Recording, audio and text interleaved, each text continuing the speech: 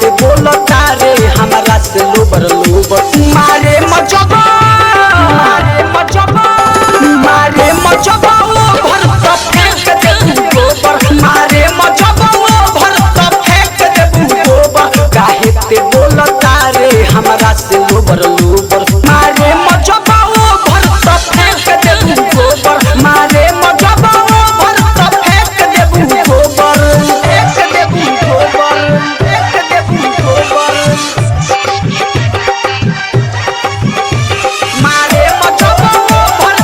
भरत फेंक दे गोबर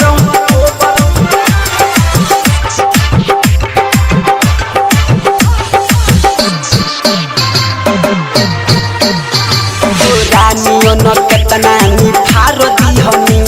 नीमो से रस धके हम गार दीहनी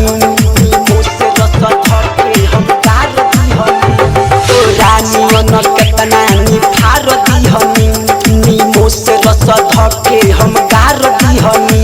हो जाई पूरा ढीला करी रे चोभर चोभर मारे मजबा मारे मजबा मारे मजबा वो भरत फेंक दे गोबर मारे मजबा वो भरत फेंक दे गोबर काहे ते बोलता रे हमरा से लोबर लोबर मारे मजबा वो भरत फेंक दे गोबर मारे मजबा वो भरत फेंक दे गोबर फेंक दे गोबर फेंक दे गोबर मारे मजबा वो भरत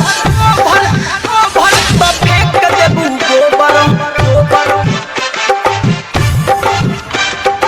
म्यूजिक डायरेक्टर डीजे कादी